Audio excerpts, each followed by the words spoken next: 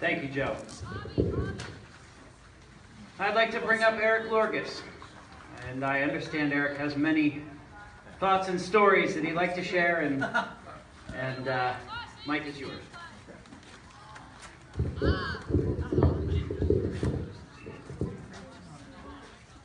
So I'm going to try to be brief, and for me that's not easy. When Damon first asked me to say something tonight, he said something, like I told Damon and some other people a story about, I was on summer staff here for 10 summers.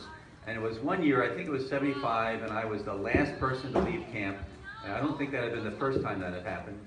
And Ernie said, Eric, look, I'm going to lock the camp gate. You leave and when you're all packed up. And this is when we had the old Camp Road. How many people here remember the old Camp Road?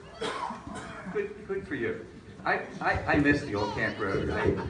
I understand why it had to be replaced. But anyway, so keep in mind this story is a story told involving the old Camp Road.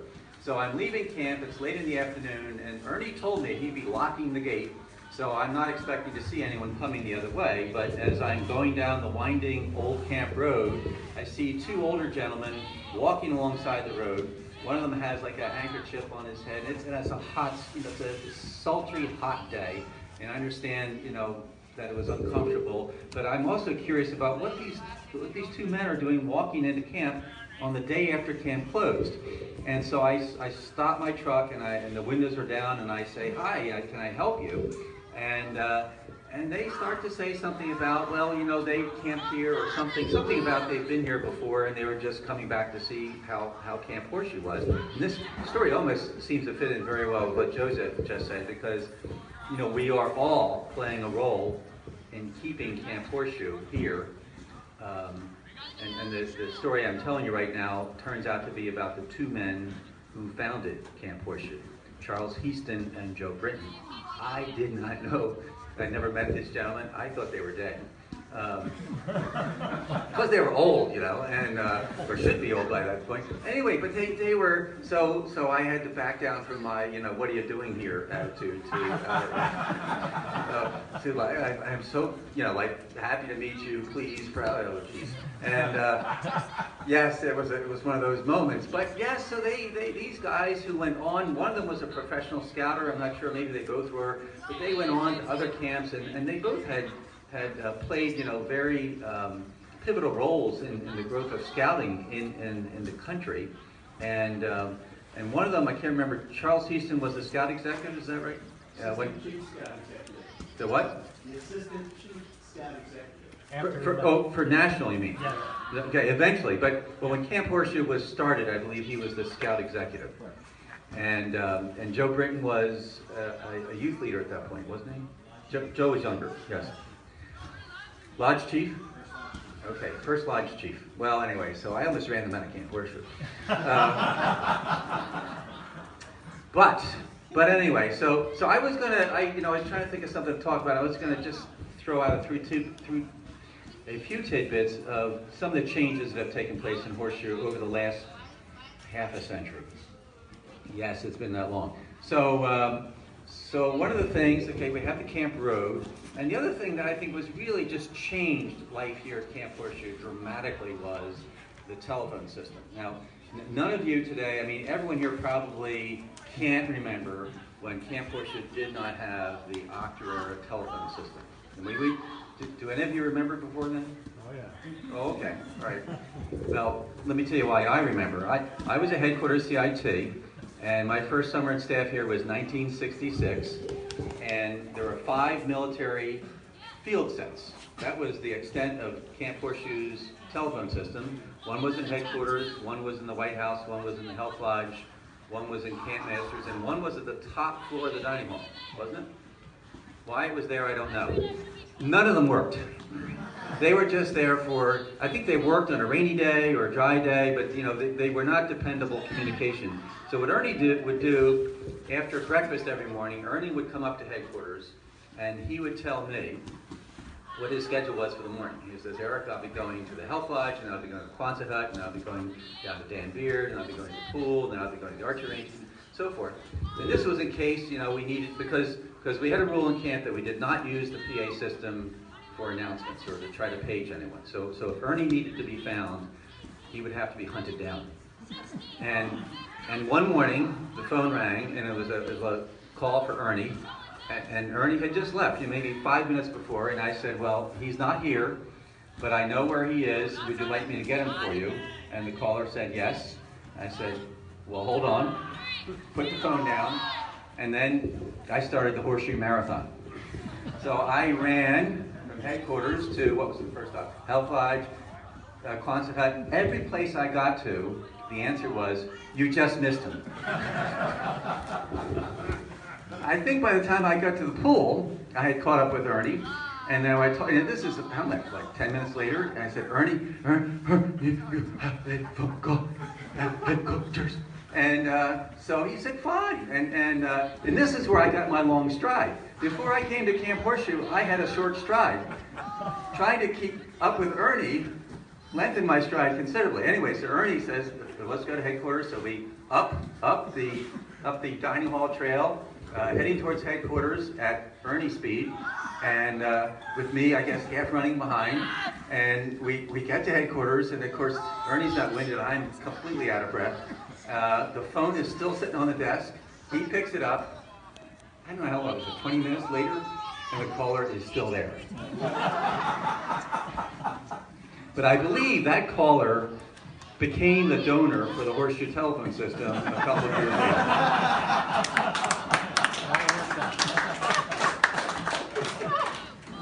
That's the way I remember it.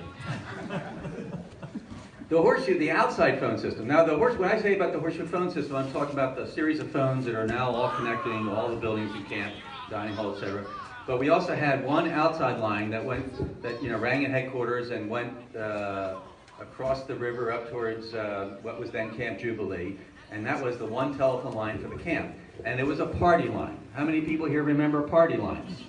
Yeah, so, sometimes you'd pick it up and there'd be, Mabel, was on the phone talking about making a mess of beans. And we'd have to wait until, Mabel was done, and then we could place our phone call. Okay, so now I'm gonna segue over to the summer of 1972, and that was the summer of Hurricane Agnes. So now I'm going to wrap all my stories into one. Watch how neatly I tie this package up. The camp road, the camp telephone system, and the flood. So what we had, it happened during staff week. I remember Ernie was teaching at, his high school had not finished yet, so Ernie had to leave camp Thursday morning, and he told us all, he gave us, projects that we're supposed to work on. This is during staff week. And, he'd be back that evening. And it was raining, but it rained in Horseshoe, no big deal. And this must have been before weather forecasting, because none of us knew the river was going to rise higher than ever risen before. And, but nevertheless, Ernie left, and, we went about our work. But then, we got these reports from the aquatic staff that the boats would have to be moved. This is when the boat docks were down at where the OA bridge is. And so there were canoes there, and there were rowboats, and typically when it rained a lot, we would move them back from the edge of the Octorara by maybe 20 feet, and if it really came up, then we'd move them back in the Octorara maybe about 50 feet. So we spent the morning at different times in moving all the boats, another 50 feet, another 50 feet. By noontime, all those boats were off the athletic field and up on the lower lawn of the Kindness Center. That's how much water we had that morning. It took down the OA bridge, washed the archery range, everything in the archery range just completely washed away. There was a campsite down by the pool at the time called Shawana, and by the time we got to Shawana, this was a tent site. All the tent platforms were floating. It was a nice floating tent city, and we managed to tie up most of them, but there was one that got away. The tent, sitting on top of it, fully erected, and I don't think anyone was inside, but it went, I just remember watching it, disappear down the athletic field, and there wasn't much current in the athletic field, but by the time it got to the main channel of the Octorara River, that thing took off. Anyway, so Ernie got back to camp that night, and of course he couldn't get in the camp road. The old road would flood easily. And so with a storm like we had, there was no question that the road was going to be washed out or impassable or at least flooded. So Ernie came in over Gray Horse and got to the camp. I think it was around dark. And Jim Gowdy was program director. I was assistant camp director. We had done a good job of keeping a head count that day and making sure there was no one unaccounted for. And so we were all safe, but there was no electricity, there was no telephone, and the road was washed out. So the next morning, we had breakfast in the dining hall, and Ernie got us all together and said, well, let's walk out the road and let's see how bad it is. So we walked out the road. I think this is everyone. I think we all walked out the camp road to survey the damage, and I think by then the water went down pretty quick, so it was no longer flooded. But what we saw, and here's the other thing. Walt Ryan, our scout executive at the time, had scraped together enough money to repave the camp road. And I think this was the first time it had been repaved in many, many, many years. Paved. What? Paved. Paved, yes. It was beautiful. It was blacktop, it was smooth. Apparently we had offended the HSRAA flood gods. And anyway, so I don't think Walt Ryan ever got to drive on that road before the flood. Less than 24 hours later. Yes. Anyway, so we walk out the road and there were two washouts. And when I say washouts, I'm not talking about just a little bit of macadam gone. I mean, it was like 3 feet deep, but it wasn't even like like a big empty hole, because there were these huge boulders under the road that had been there all along. So when the river washed everything away, it washed everything but the big boulders. It was impassable. Not even with a tank you could have gone through there. So I remember we surveyed the damage, and then Ernie called us all together and he said, all right, it's Friday morning. Camp opens on Sunday. We've got a lot of work to do. Now, what we all expected him to say was, camp is supposed to open on Sunday. Obviously it won't. So the question will be whether we can get camp open for the second week of camp, because even that would be a pretty, tall miracle. But Ernie never even broached the subject of camp not opening on time. And so, and I have to say, and I have, gone on to other things in my life, and I have many times thought back to that moment, that morning, when we were standing there looking at the washed out road, and Ernie never even mentioned any kind of a plan B or a plan C. It was just one plan, and that plan was we were going to get the road fixed in 2 days' time, and we were going to open camp. The pool had been flooded. Just about everything you can imagine. There had been a lot of wind. There were things half the things that were put up during staff week were down. But I'm here to tell you that Camp Horseshoe did open on Sunday, on time. The camp road was, I think for most of that summer, there were 2 sections that were washed out. So Ernie invented a system involving, I think it was flags. At one point we may have gotten sophisticated and got walkie-talkies, but in the beginning I think it was a flag system. And because it was 1 lane of traffic in the 2 washed out sections, that's as much as was repaired. And so the last car going through would take the flag, and then I can't remember how it worked, and I know don't care about that. We worked out a system, and we managed to get traffic in and out of camp, and everyone had a great time. It took about a week for the pool to get cleaned out and open, but life went on that summer. And so what Joe was saying earlier about the program that Ernie perfected, I've gone on to do a lot of other things in my life, but I have to tell you that this is the coolest thing I've ever done, being on staff here at Camp Horseshoe. I learned a lot. I will tell you that for anyone who is thinking about it, if you have sons or daughters, or maybe it's just sons here for Camp Horseshoe, to encourage them, I think it's a great learning experience. You get responsibility at an early age. It's a life-changing experience. And there's one other thing I'll mention before I end this, popsicle sticks.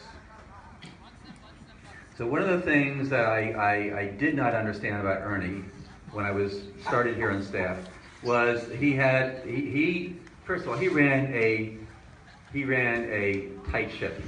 And one of the things that always happened Sunday morning right after breakfast was the entire staff got together, we formed a line like a search team, and we walked through the picnic grove and we picked up every wrapper, popsicle stick, whatever that was on the ground to make the picnic grove look neat and tidy. And in my mind, I was saying, Ernie, by dinner time, there's going to just be more popsicle sticks and wrappers here. Why bother? But what I didn't understand was, the minute that you take that attitude, then the camp the appearance of the camp will change completely. So you do need someone leading the ship who has that kind of tight ship attitude, who understands to run a quality program, you have to have high standards. And Ernie had high standards. I learned a lot working here, and I think many of the others that were with me during those years, I think will echo the sentiments. So I would like to end this by asking Ernie, or actually, Ernie, you've taken so many bows, you don't need to take a bow, but I would just tell you, Ernie, that I'm indebted to you forever for the running a tight Camp Horseshoe as you did during your years as director, and I thank you very much.